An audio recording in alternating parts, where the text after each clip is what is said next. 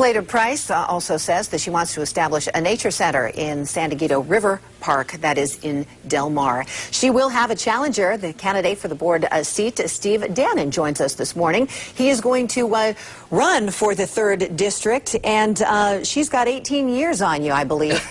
Sandra, absolutely. Dan, good morning. Good morning. To be here. Well, yeah, it was pretty unbelievable. I was surprised looking at the paper this morning. You had to really dig to find an article on the state of the county. I mean, the city has been front and center with their financial problems. The county isn't in near as dire shape as the city. What was your impression of the speech last night? I think it was a decent speech if it was delivered 20 years ago. The world is a different place by now. And I think that's what you're seeing right now, is that there is a disconnect among politicians who have been there for 20 years plus. And that's why you're seeing this movement with the Tea Partiers and also with the term limit initiatives. Enough's enough. Yeah. Last night, she spent more time talking about the OxyContin task force and the arts, public taxpayer funding for the arts, which, you know what, are important. But the question is about priorities.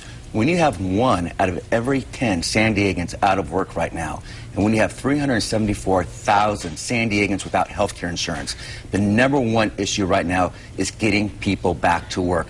And she said it in one line, but that was it. No plan. So you touched on term limits, and Pam Slater-Price has been there 18 years, right? Right. And then yes. Some of the others have been there about that long, maybe longer. And a lot of people think, there's a feeling out there from some people that they're just really entrenched.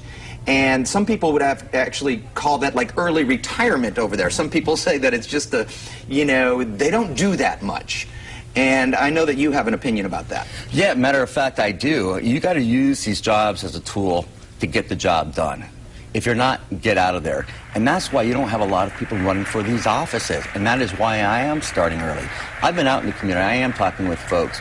We have a large biotech community, and I'm talking with folks who've been laid out of work, who've been fortunate enough to have savings, but those savings are now gone, and their homes are being foreclosed. These are real-life issues, and last night, none of that was addressed whatsoever.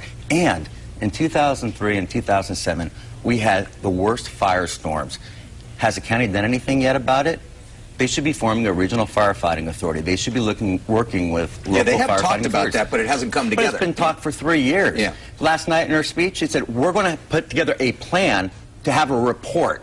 Now, come on, roll up the sleeves, sit down with the firefighting officials, and let's get this thing done. Well, let's talk about your experience. You're not a very familiar name among a lot of people in San Diego County. And by the way, this district covers as west as Del Mar, east to Escondido, and then Torrey Hills, too, right? So that's correct. You cover a lot of ground in District 3. But what, you made a name for yourself in PR, and you are Brian Bilbray's right-hand man right now. Yes, I am. I am Chief of Staff, and again, he says good morning to you.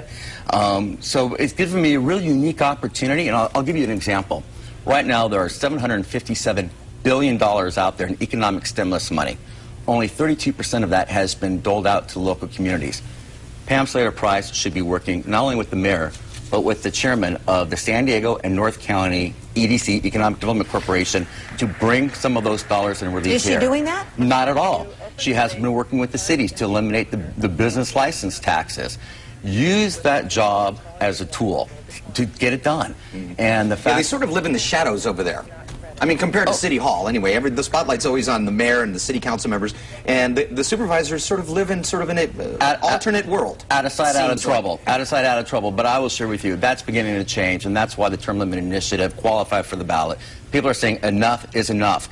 If you're going to go in, work hard, and then get out. These were not meant to be career seats. And you've got to remember that you've got to serve the public. I remember working with Slater-Price back in the 90s. She showed up. She worked 4 days, 5 days a week. Now it's 2 days a week. This is not a retirement job.